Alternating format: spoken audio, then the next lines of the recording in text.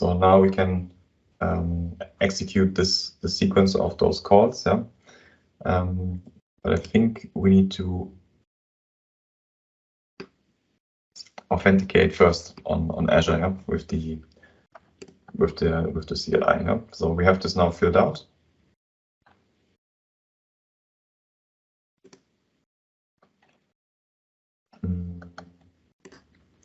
But I need to offer. How do I move it easily into the portal to your? So you can click, press the shift on top of this folder. Yeah. And you can run command prompt if you want. Copy it now into from the virtual machine into mine. Oh, okay. Yeah. So. Okay, you can. So we want now bash. Never used before, right? Understand it, yeah. Understand.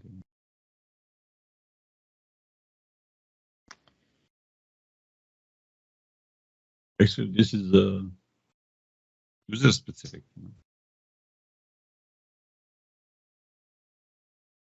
For multiple users that session. But I haven't seen this screen in a long time. Yeah. Yeah, it is true. Yeah, you're using. This is a very nice feature because you can connect to your storage and all your scripts are on the storage, and you can use that storage in all your subscription in one tenant. Yeah. So I'm uploading now the file from my PC here. Okay, it's uploaded to my home directory. So I should be able to call it now from here.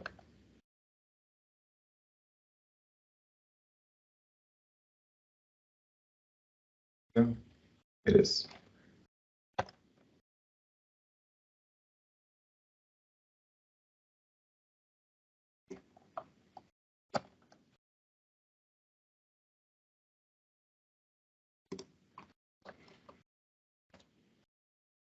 Permission denied, of course. What now? Super user or Schmott? What is it?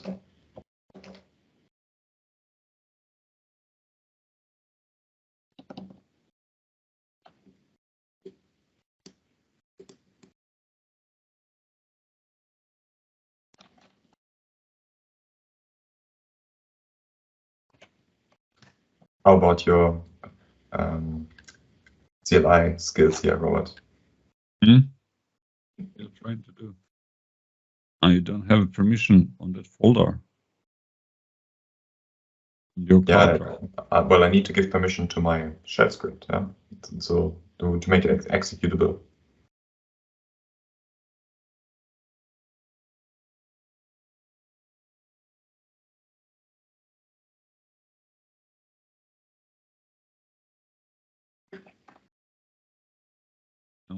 Did you try?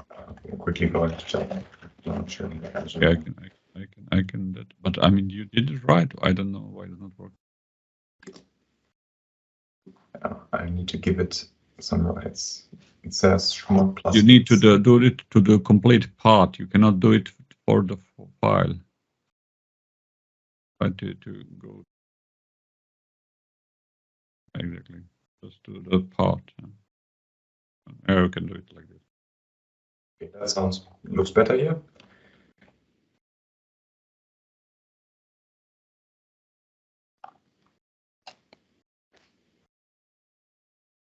Very nice. So yes, I messed it up with Notepad.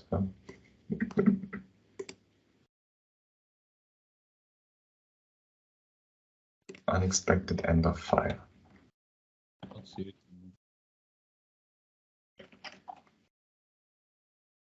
He's encourage return and all the stuff. I think you hit enough, but if he's hiding that. What do you mean, Robert? Can't hear you very good. So I mean, you'll not see this extra characters in Notepad. So we need some other editors because Notepad is putting that encourage return signs on the end. Yeah. Yeah. So the Notepad wasn't a good choice here to do this. I'm wondering if I should just copy now. You can copy and paste it in something where you don't expect that.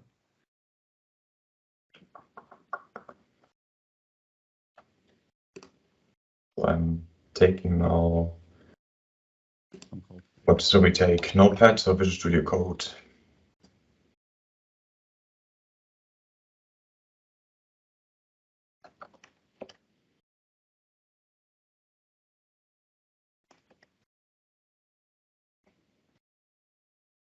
There we see already the error, yeah? So there's the... There's still error, so it's not bad fault, our fault. Yeah. So we just didn't see because of the missing syntax highlighting, yeah? So then we already know we can fix in the file that I downloaded. Copy paste is very powerful feature for introducing bugs. Yeah. That's true. The shell script now changed and upload again.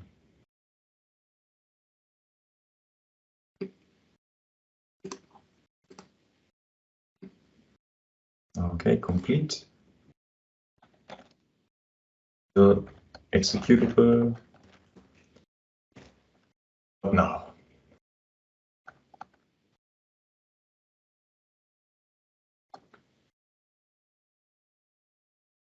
So not recognized, didn't like the ID there.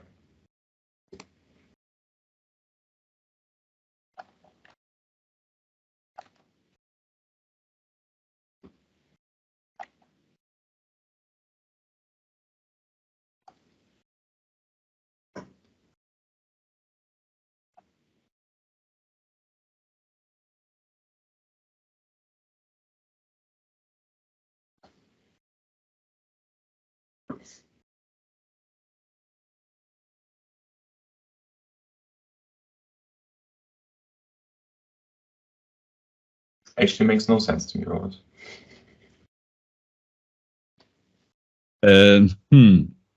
This may be because our API management is not on valid SKU. No, developer SKU is so fine. Developer SKU is fine, okay.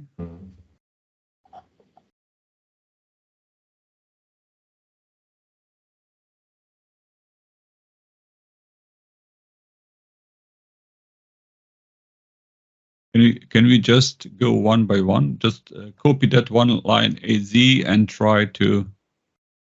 I mean, you can do this export directly in a shell that we have those. We have already those variables. You can test them; they are already there, so you don't need to do export again. You can just copy one of this line, just one first line. Just try to run. Okay, because you're saying from the script, the things correctly. Okay, we can try. Okay, you see. Okay, but the variable reference.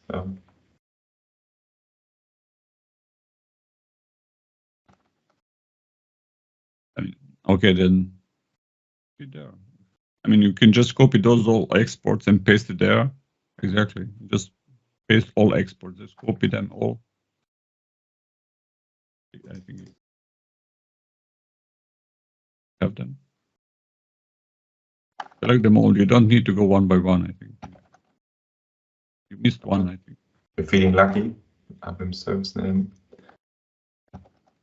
I'm learning something new today. There we go. Okay.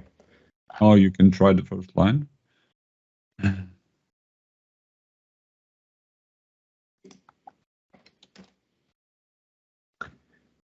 That's what we wanted to see from the script right away. Now we need to go line by line. Okay. When I did this from my machine on Visual Studio Code, the upload worked right away. There seems to be some differences there with encoding and how it's interpreted.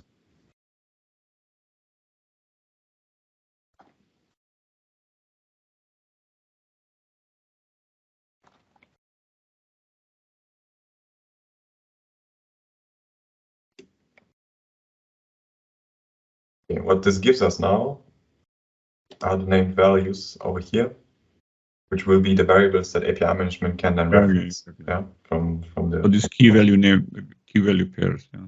Exactly. Yeah. And since there are a lot of them and they're referenced from the policy as text, we provided a script so that you have less issues there, yeah, with variable names or anything. Yeah?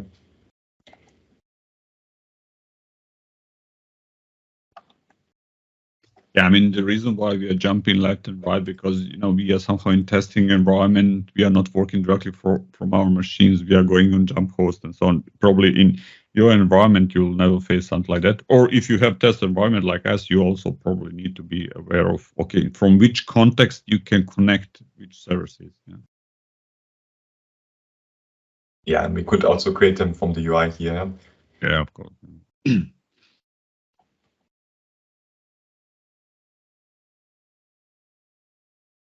I can already see you fast forwarding this, yeah. or our viewers where they just move the slider on YouTube, yeah. So okay, when are they finally done? I'll check this out. I'll grab this out and then continue.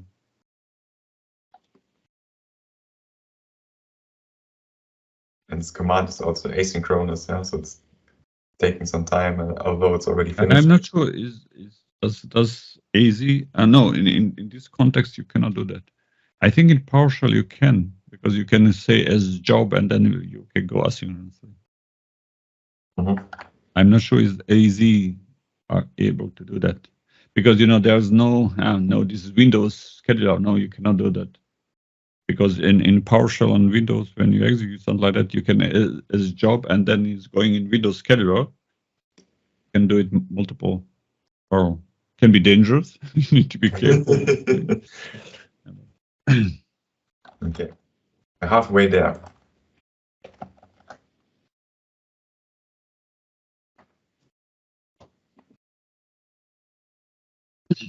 But you know what I told you, you can have this one storage. Maybe you in your DevOps, you know, where you all have all those scripts. You can also somehow create the publishing that all your scripts are published in one storage account.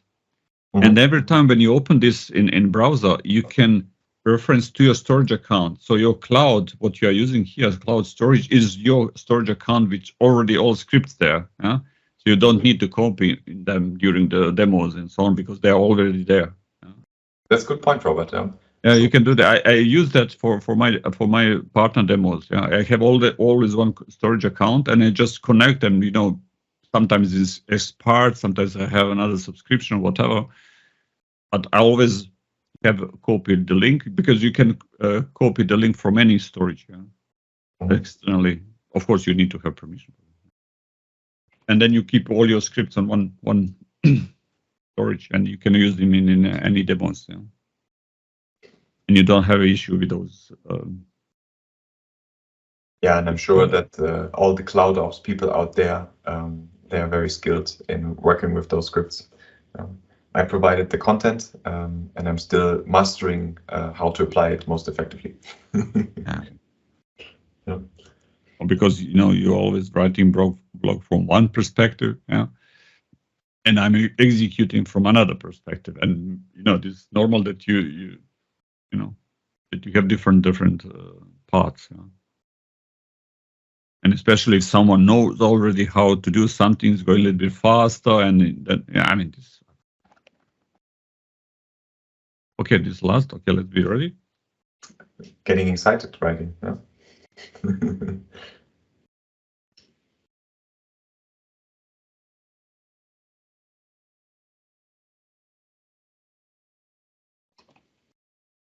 Come on, so I can fire the last one. But I mean, in general, why he needs so much time for simply adding key value pairs? It's an asynchronous task, yeah? So it's polling here from time to time the status, even though it's already done. Yeah? But we cannot finish properly, yeah, until it comes back here. Yeah. Okay.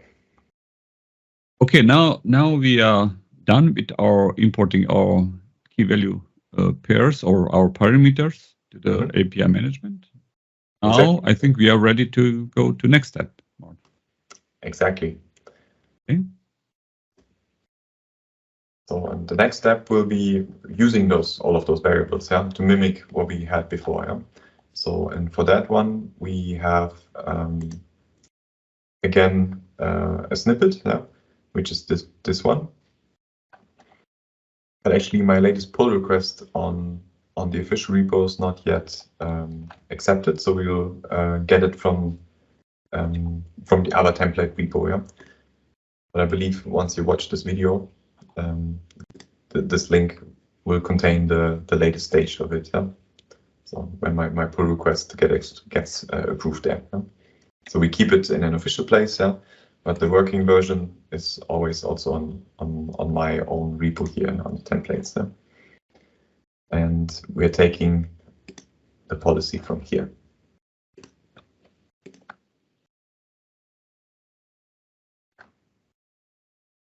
Can you explain me what we are now exactly doing with this policy? What we are trying to achieve with this policy? Policy is somehow automatic way of defining many parameters and many tasks and many next steps. So what we are trying to do exactly with this policy? Yeah, so API management like works around policies, yeah. And what you see here is the way we read this from left to right, yeah. So here are the operations of the API. Here on the front-end side, you can have your own definitions, yeah, what this actually means, yeah. For instance, it says here, this is the endpoint and this is the expected response.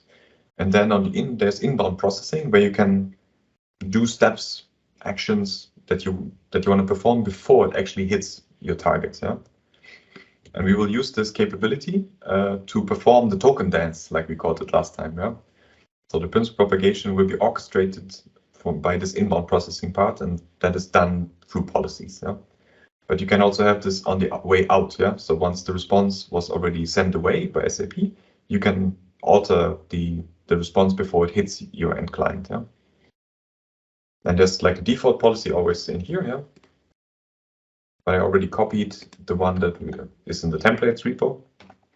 So we're completely overriding all of this now.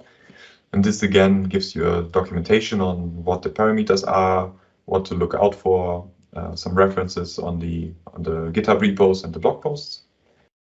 And it starts with a validate job action here, where we are checking if the client that's calling this is actually is authorized to do this, yeah, and if the token contains the things we're looking for, yeah.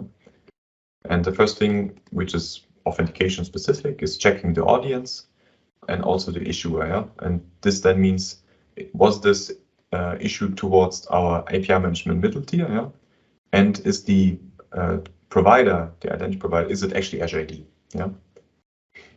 And this is the default scope we are expecting user impersonation. Yeah, and then it goes on with some caching logic even, yeah. So because the whole token dance is like requests wise very expensive, yeah, because you do a lot of them. So you want to do them as few times as possible, yeah. So and the policy here enables you to do it actually once, yeah, and then use the cached value until it expires, yeah. Yeah, so this is what's happening here. Then next, we're checking the cache. Is there anything in there? A refresh token, then we refresh. If we have the actual access token, we can just use this one, yeah. And this condition here checks if we don't have any of these, yeah. So we need to do everything from scratch. So we are doing the token endpoint request now, like we did with Postman last time. Yeah. So first, we see here now the token exchange for SAML 2. Yeah. Then comes the next request towards the SAP OAuth server, where we provide the SAML token to get the SAP BR token. Yeah.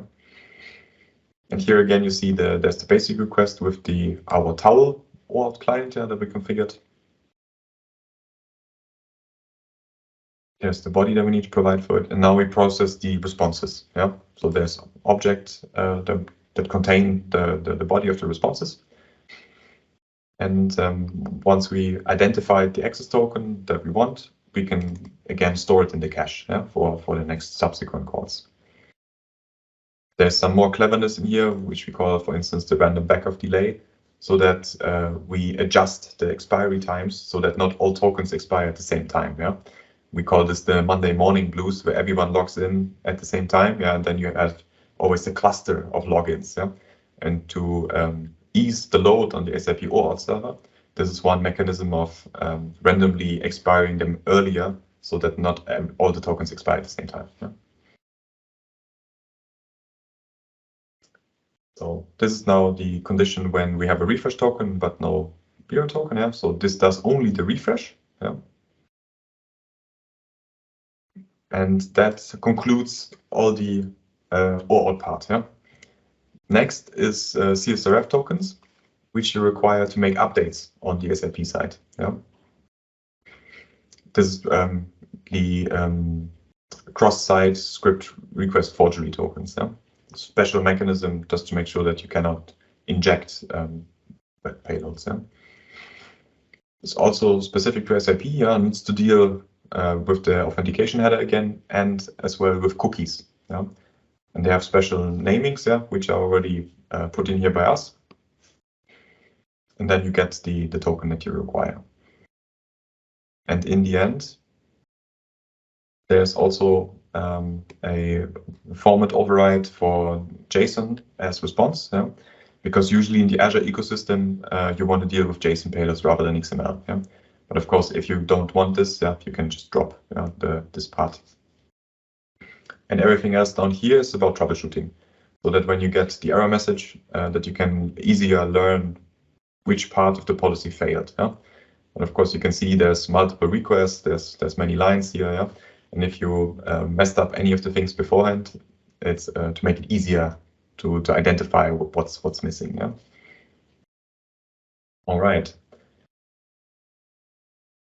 So we put it all in here, and when we click save, this will now check the named values that we created beforehand with the bash script.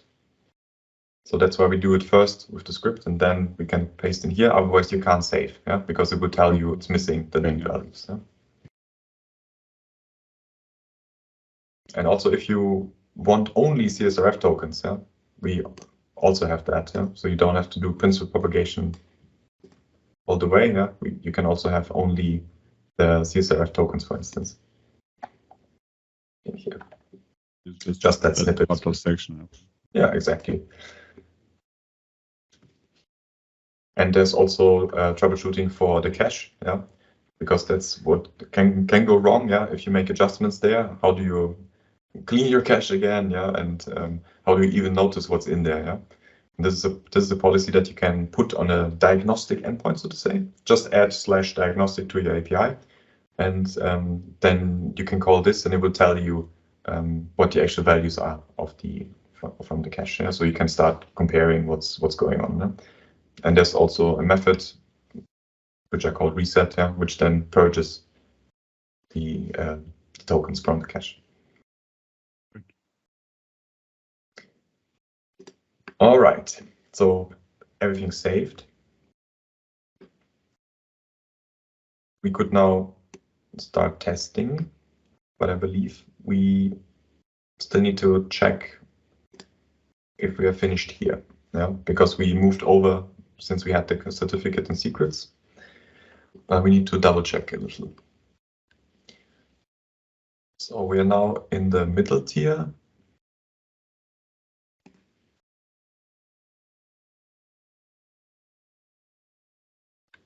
Which needs to be able to call the SAP backend. Yeah?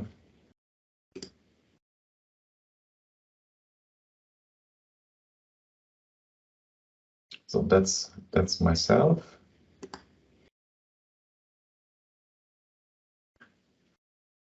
And this is the scope. Okay.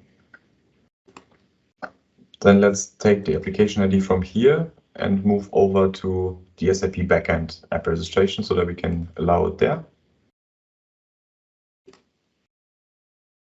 And that's in our case this one.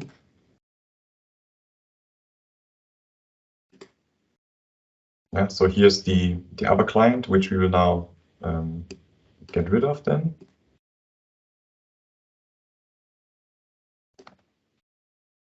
User impersonation. So which one is this? A35. Okay, so I'm dropping this one. Yeah, so this is about this those three layered approach. Yeah, so we can keep it here. And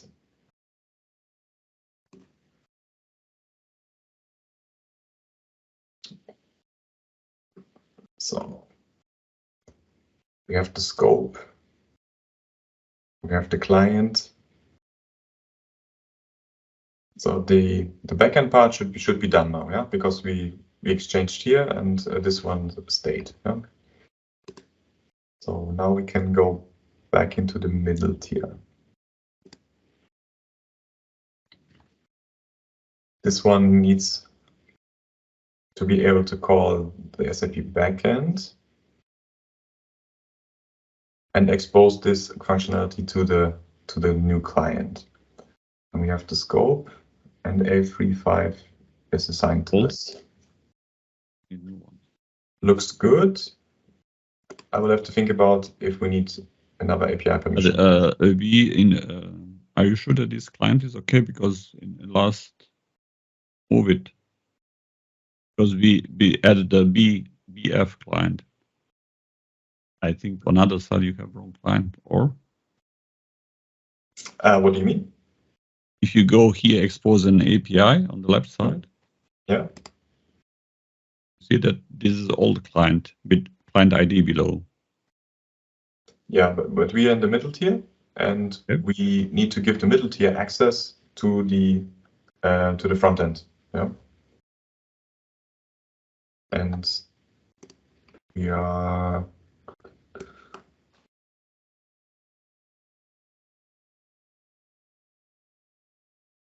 so we are currently editing this, and we are putting the front end as authorized client. Yeah? So where is it now? The other screen here. So you're saying that A352 might be wrong, but I think it's the client. It is. Oh, okay. Yeah. So that should be all right.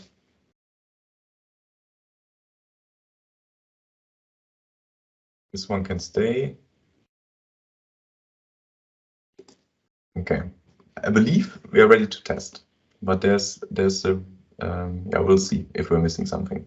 This stays. Everything else stays too. This one we need as well for Postman. And here we have the same scope. Okay. Then we can give this a go now.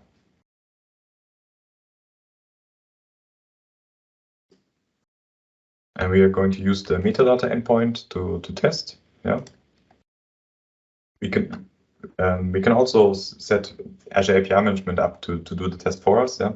But Postman is sometimes nicer to deal with the different dynamic parts of it. Yeah? So I'm just taking the URL from here.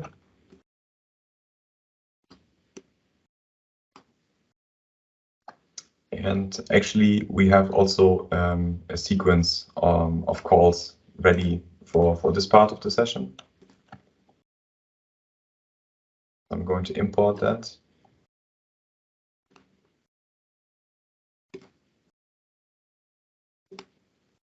There we go. So like last time from here, direct copy link. Okay.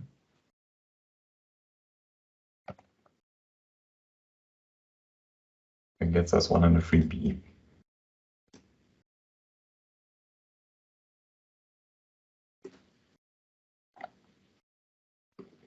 So in here, there's many things that we don't require anymore. Yeah.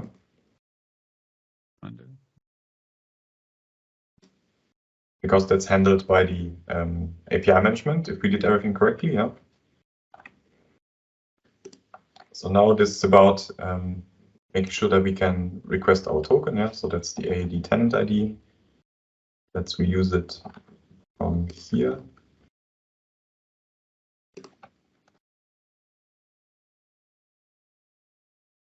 Content stayed the same.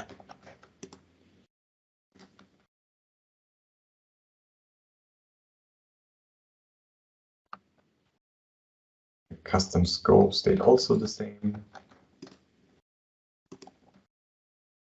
New those two. Mm-hmm. And I likely have them still on my messed up notepad here. There we go.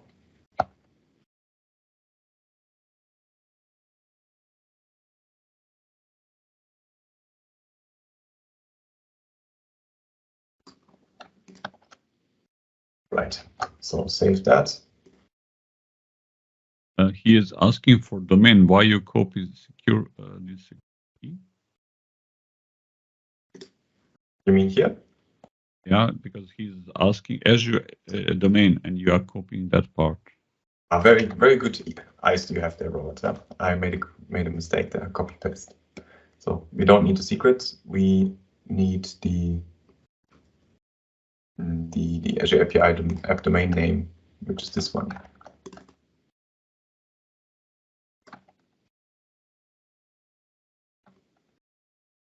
Okay. Yep.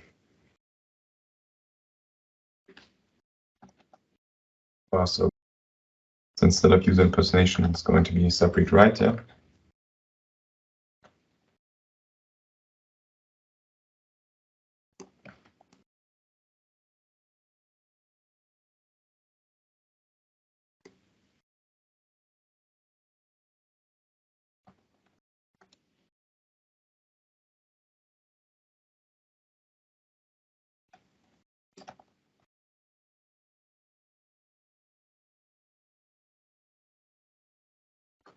Fingers crossed. There we go. Access token.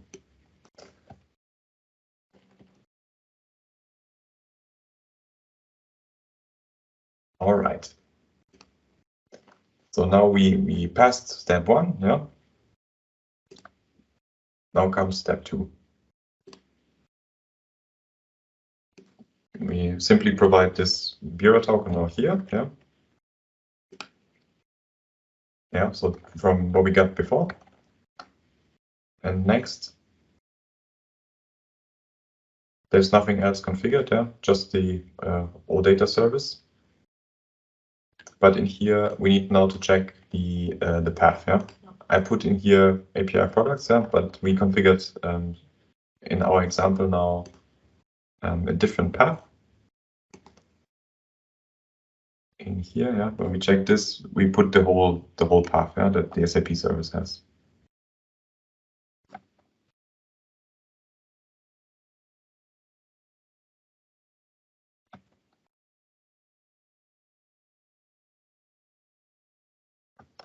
Oh, let's do the metadata first. So this will now go to the policy then and perform the token dance. And there we'll see if we did everything correct first try. I have my doubts, yeah, but let's see.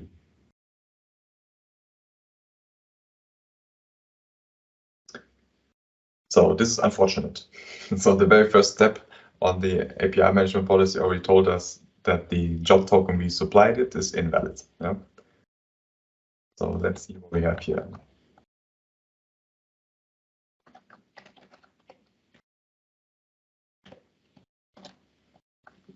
.io.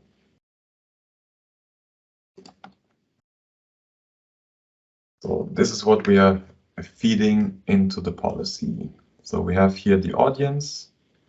This is the issuer. Let's scroll here. Yeah. This is the scope. EPN looks good. Okay, so let's compare that now.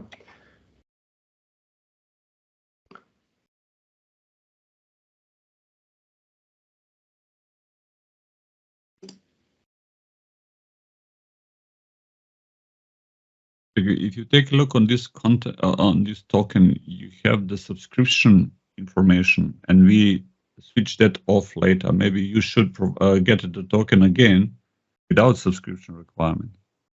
No, it's not an issue. Okay. Yeah, we are failing on this step here. Yeah, the validate job token.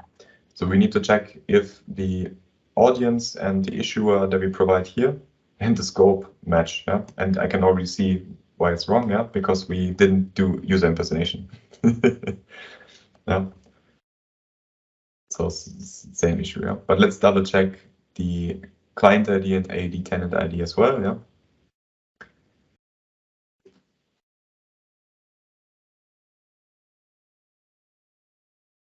So BF33 and BF33, and the issuer is 41B. And 41B is also correct, yeah. So it's only the scope, yeah.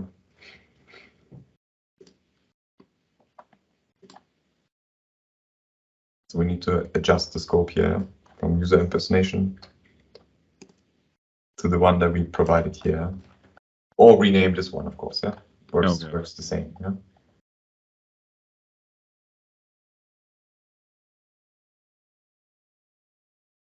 Save. And we also see the security mechanism works, yeah. We supply something else, different scope doesn't work. Yeah. So good to go again.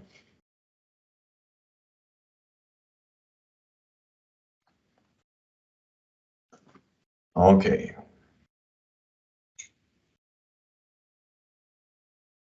Nice error message. Invalid client secret provided. Yeah, I didn't provide it at all. Yeah, makes sense.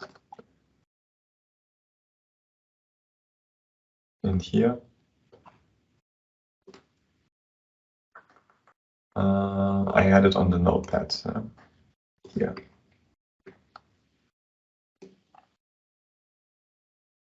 Ah, okay. Oh, yeah. Okay. There we go. So token exchange does work. Yeah, with the current setup. What next? Yeah. So now we are going to call the exposed endpoint that API management will be using. Yeah. So here we can either expose this token endpoint to API management, or we can call it directly. Yeah. This was our SAP server IP address and port, and we're supplying it with the OAuth client ID, which is the towel.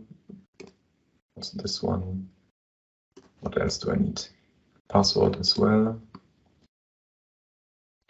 And this one we can copy from the first, which is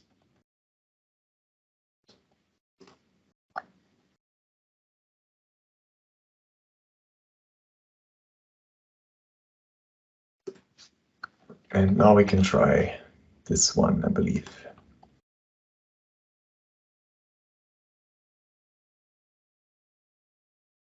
Okay. So we already filled Bira token, yeah, from this request, which works. Yeah. Now we're checking if we can exchange for the token on the SAP side with the configuration that we have. Connection refused.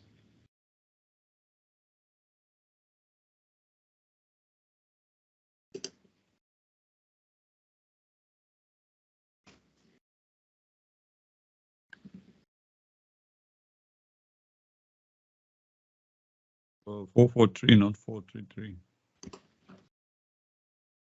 Ah, of course, yeah. Okay.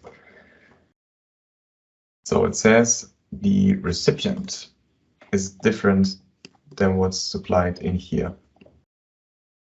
Okay, for that we should now check the SAP backend for there's like a very nice tool to check what's going on, yeah, which is also referenced on 103A. So if we move one challenge back for troubleshooting this one, the SAC tool.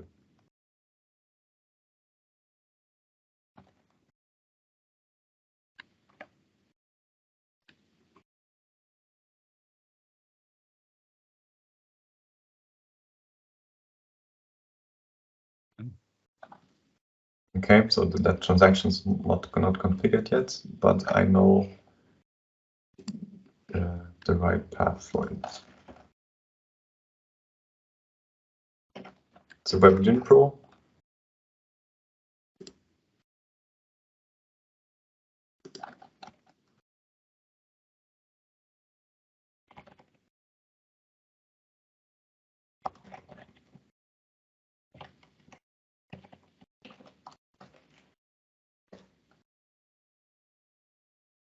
There we go.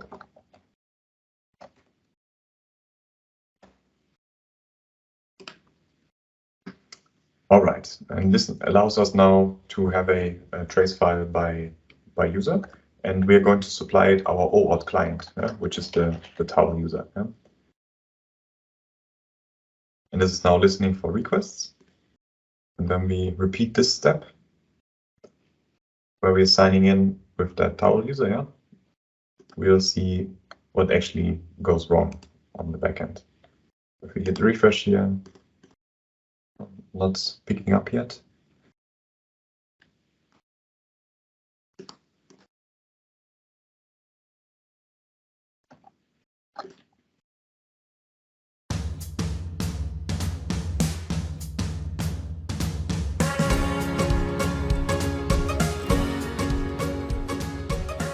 Welcome back. We create small break in between last session and this session because we discovered last time small configuration issue. So Martin, what was the issue? What we did wrong? Well, we made some assumptions and they were wrong. So, but we'll have a look at how to notice, where the actual issue is. Do the troubleshooting steps. And then make the correct settings and hopefully see the result in the end. So we'll have a quick look at that. So we are continuing with 103B, right? So where we set up Azure API management with Principal Propagation and have the policy in place and want to actually see it working. So we go back to our jump host.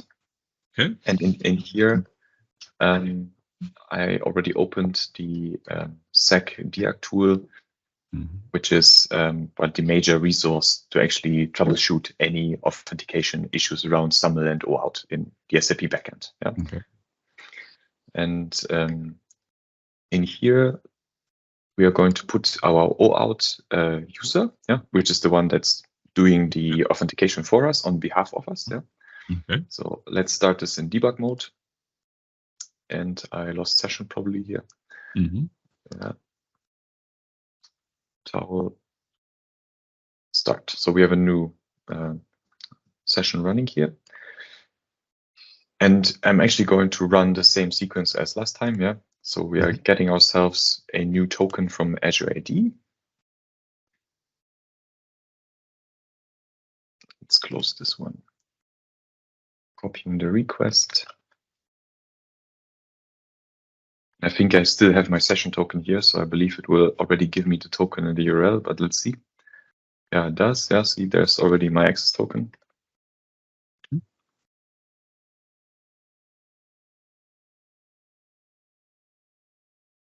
Okay.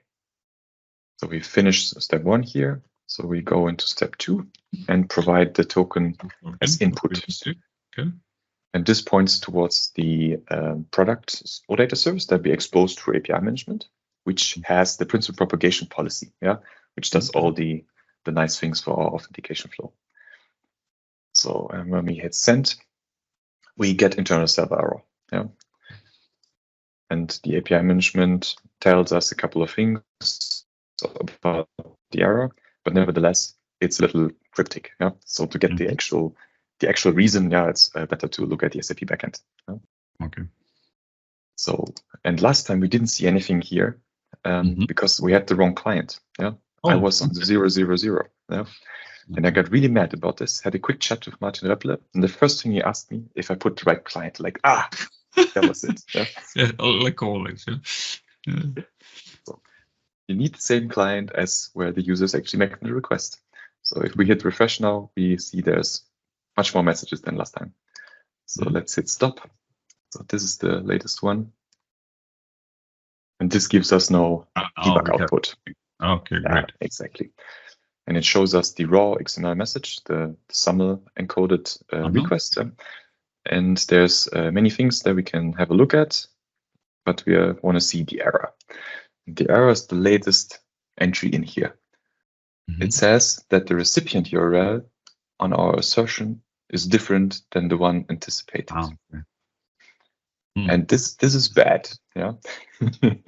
So this is because like we actually configure that on our Azure Active Directory, correct? Exactly. Yeah. So at very first, when we did 193A, yeah, the first session of this, we configured the local domain name. Yeah, when we did our exports, and didn't pay attention to that. But actually, API management has no idea what this is. Yeah, exactly. Because this is no DNS entry. This is just host file overrides. Yeah, like how CAL gets provisioned. Yeah. So we need to have corrective action now. Yeah. So either establish DNS in our landscape so that we can resolve this properly. Yeah. Or adjust our enterprise app registration to use the private IP. Yeah. And since DNS would be quite some effort for us now, yeah, to prove the point, we are going to just change the enterprise app registration to use the private IP instead of this meaningless local domain name. Yeah. And this is actually that's our primary issue at the moment. Okay. So I think everyone who is watching our videos will now learn that they need to really configure that properly, and they will remember why we need to do it properly, because it's always, when you read some errors, you never forget that anymore. So it's always like that. If you search for it for days, yeah, then it sticks. So this is the SAP backend. We check now single sign-on setup. Here's the stupid name. This is what we're supplying to SAP, and it says, well, this is what I want, but you're giving me from API management something completely different. Yeah? So then let's also open API management next to this so that we can actually compare, but it's on a different tenant. Maybe I need to do it in the other environment, otherwise I get multi-factor. Let's go on exactly, or private. So I can go here, but change tenant then, yeah.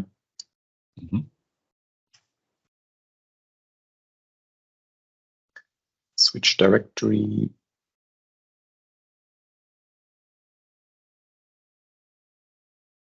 There it is. You're not sharing, or no? Okay. Bring it back. Okay. So, and API management is still here on my recent list. Okay, and this is the service we're using.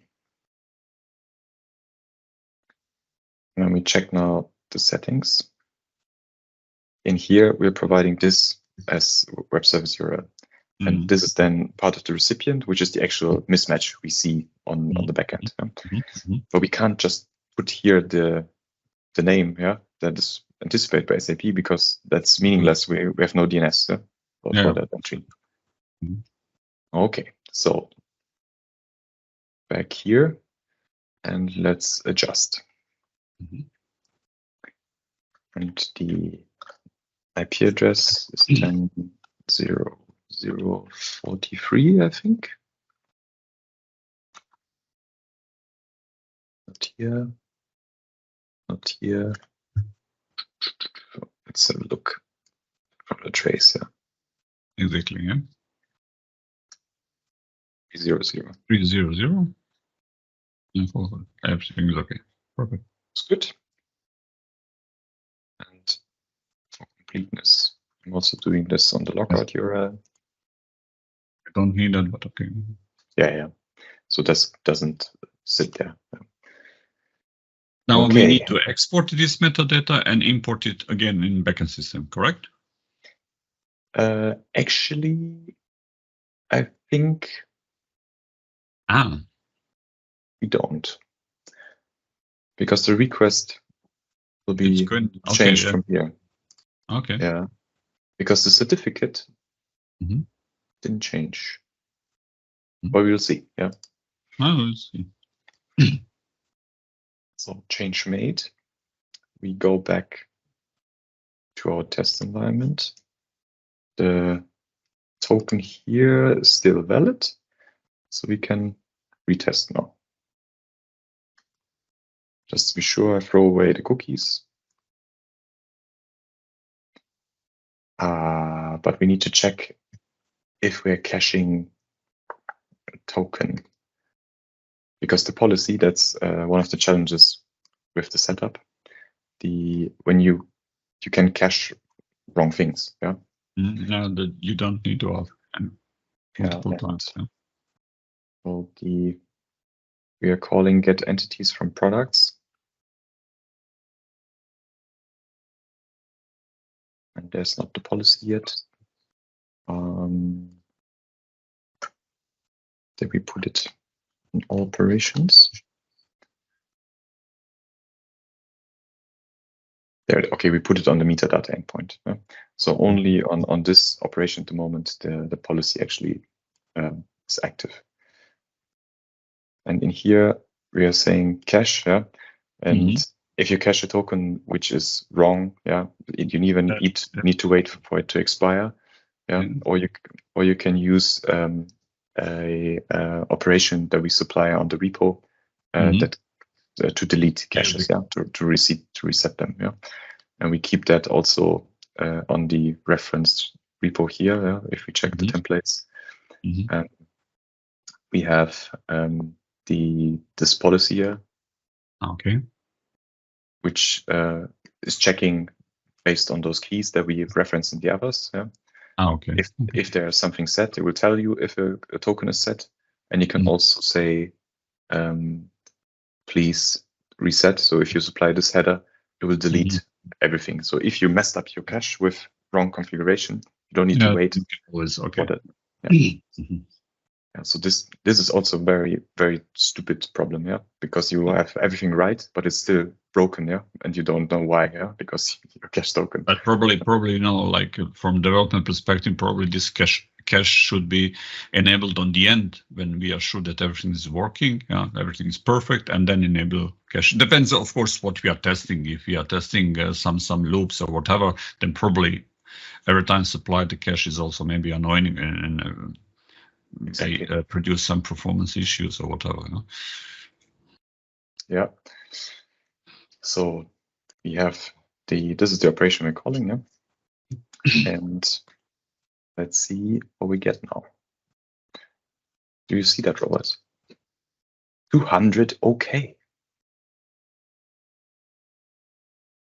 So that means we got ourselves principal propagation going. And we can actually also prove that from here to be 100% sure. So let's start a new debug session here, where we want to see the swap between the two identities. Yeah. Good to see. Yeah. So I think when I call this again, we should already see one request. Let's see what it contains. No. So then let's get a new token run.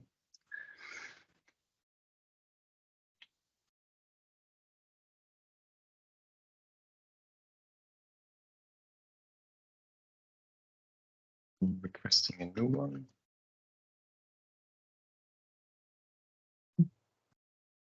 There we go.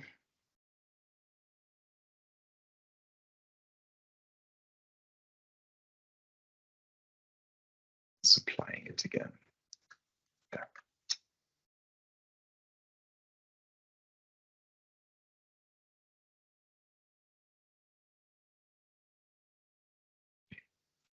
Let's see if we see something now. No.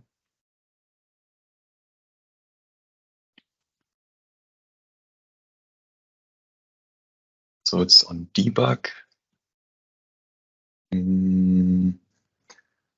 Exception raised. No, this is okay. This just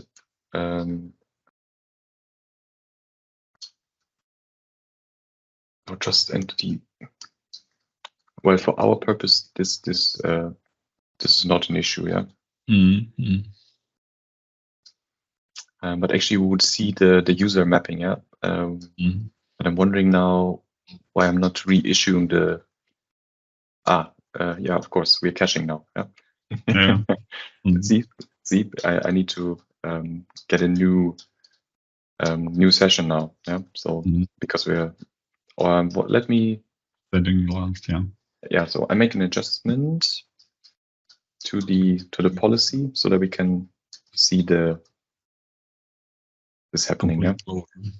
Yeah. So I'm going to comment the cache lookup now. Okay. Yeah, so we'll ignore this and get new tokens each time. So how this, I mean, every time when I change a policy, API management somehow start from scratch, or do you know what is happening behind the scene when I'm changing something in the policy? Does API management somehow just stop, let's say stop and just load policy from scratch and then say, this is my now ground zero and I'm starting from that, or API management somehow is still keeping some old policy? How do you know how this is working? I haven't looked at this in detail actually, but it's worth pointing out, yeah. Because you have maybe existing connections or you have new ones. Yeah. I would anticipate that the existing connections work on the old policy, but the new ones are transferred to the new one. So now we are not caching anymore, or at least we're not looking up the cache before we request. So let's try again.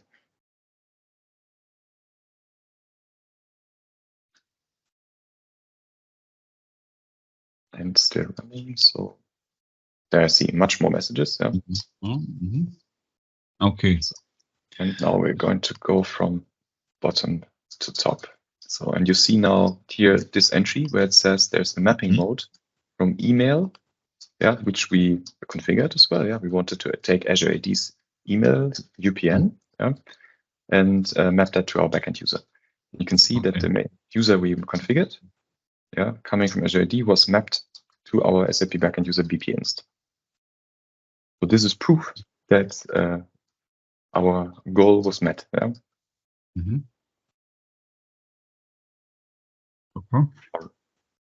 All right, and that also means we only have 2 steps now. Yeah, so we get a proper token from Azure AD, which we would do for any of our client apps. Yeah. For our purpose here, we enable Postman to do this, but this could be any application that can be registered with Azure AD. Yeah, and the only thing it has to do is get the right scopes, be authorized to the right scopes, and then go to Azure API Management, supply your token, and you're done. Yeah, user mapping done. There's also the Csrf tokens for update operations, yeah, that SAP requires. And all of this boxed in a nice way. Great, super. So if I say that, for example, I have 2-3 additional steps. So because API management is very powerful, it's not just somehow masking when I'm going to some other backend systems, but it's also providing me somehow option to call multiple APIs, for example, one in SAP, one in non-SAP.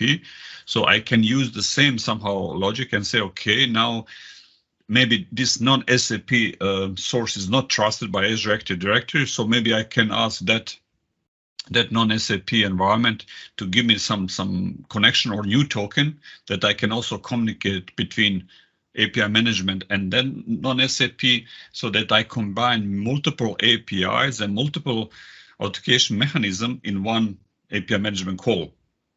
Exactly. Yeah. So you can go on a policy, and you see, for instance, here's the send request XML entry. Yeah, and in here we are actually orchestrating the calls required. Yeah, the same we did in 103A. Yeah, that session with Postman. Yeah, so when we look at the sequence here, yeah, so we have here the exchange operation. Yeah, Azure AD jot to SAML token, then SAML to OAuth token from SAP OAuth server. Yeah. And then actually going to your target address. Yeah. And the steps 2 and 3 here, yeah, they are actually coded into the policy here to achieve the same thing. Yeah. And what in the end, those are HTTP requests, yeah, that are kicked off from here. And you could do arbitrary many things from here, yeah. Yeah, all the things I described. Great. Good. So that concludes the 103B, yeah, success criteria. We were able to call through API management, and we offloaded Principal Propagation. Super, great. So I think this is, as you mentioned, this is somehow end of our current session. So we'll prepare some other steps. We'll not share with you what we want to surprise you with our next videos. But for now, we are done with all first block. I think we combine all those combinations where we go on the backend system and establish trust between backend system and Azure Active Directory. Then we also use business technology platform for SAP. Also establish trust between business technology platform and Azure Active Directory. So we cover, let's say, these major combinations from that perspective, and also show you how to go a step further and go with API management and combine all those APIs in some future combination of APIs, which you maybe use for integration with Teams, integration with different software as a service services on Microsoft side or maybe SAP side and so on. Exactly, yeah. And the chatbot is one of our clients, yeah, that we're looking to do next. Exactly. Yeah. Exactly. So thank you once more, and till next time. Bye bye.